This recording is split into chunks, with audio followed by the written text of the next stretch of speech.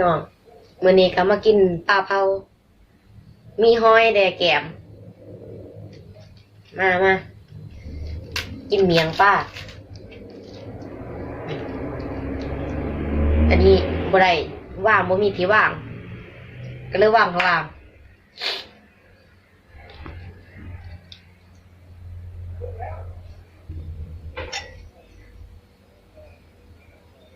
แกะปาก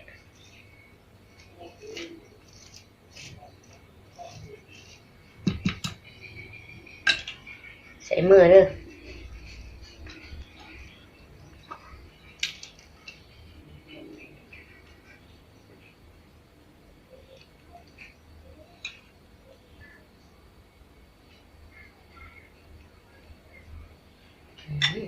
สิเข้าปากได้บ่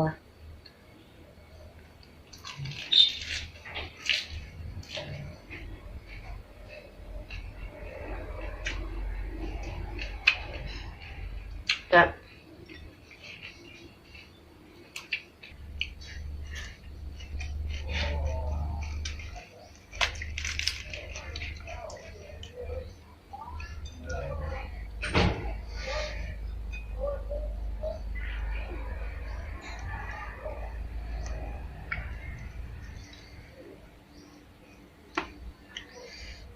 แกะปลาบ่ได้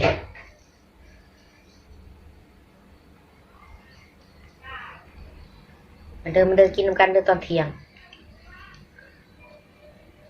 น้ำจิ้มเพิ่นน้ำจิ้มพริกสด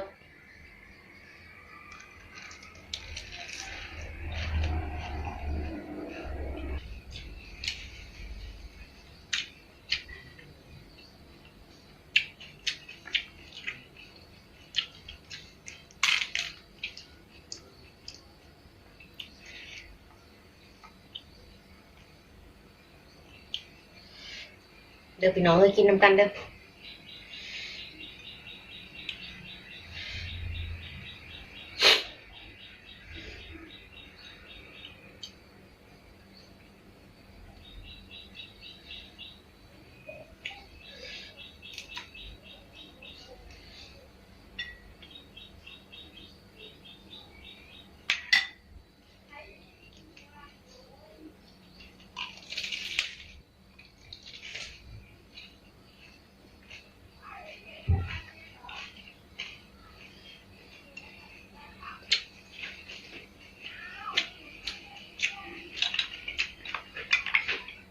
น้อยก่อนใหญ่น้ำใสๆเลย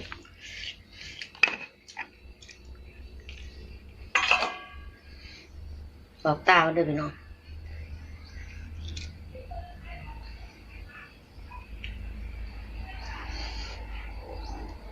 จิ้มหอยก็จิ้มปลาได้เขากันเลยประเทศให้พี่น้องเบิ่ง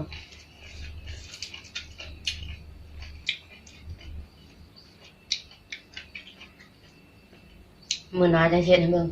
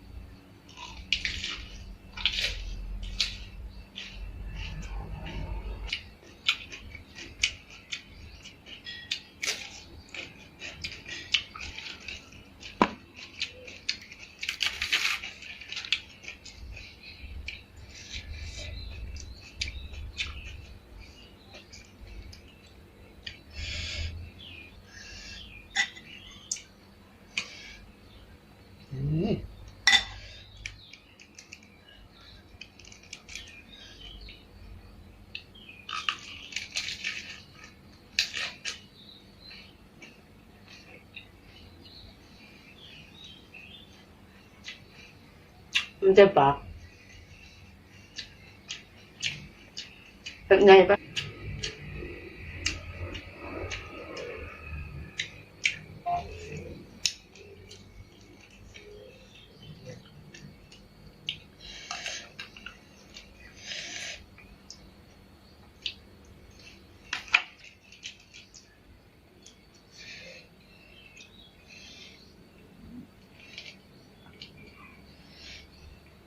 อย่าลืมกดติดตามกดไลค์ด้วยพี่น้องเอ้ยจังที่บริพลาดคลิปใหม่ๆ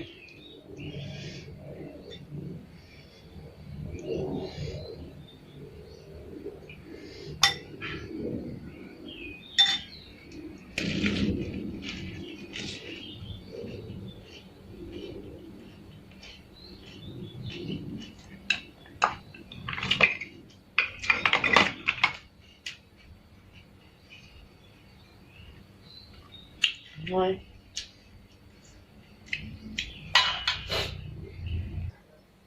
แล้วก็นะ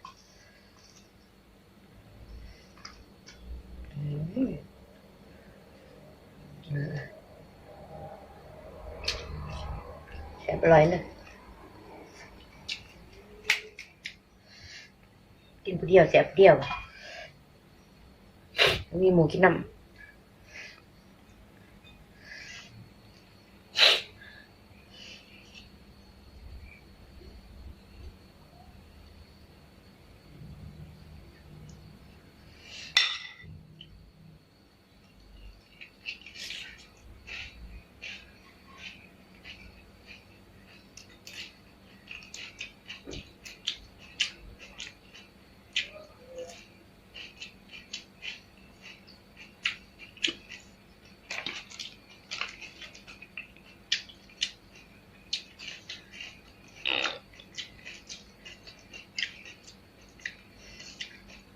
เด้อพี่น้องเอ้ย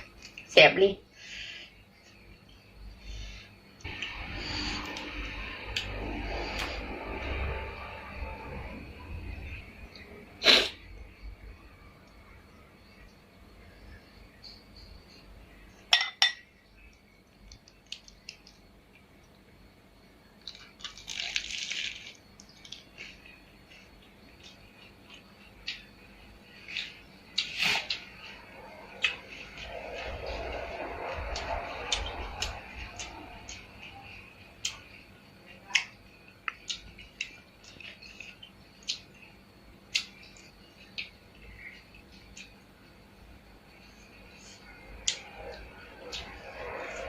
แป้ง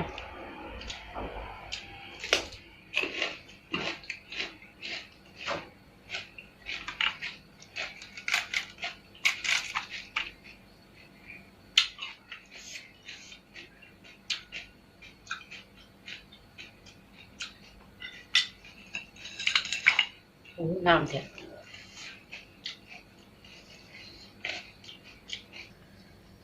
นี่กันนะนี่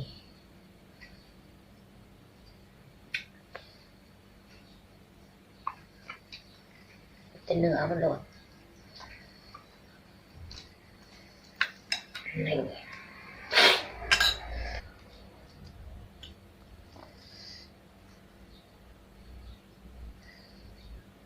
โอ้โห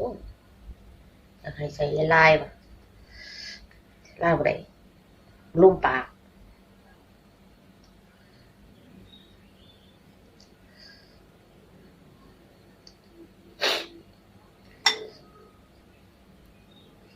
กินน้ำไหน้ำวัด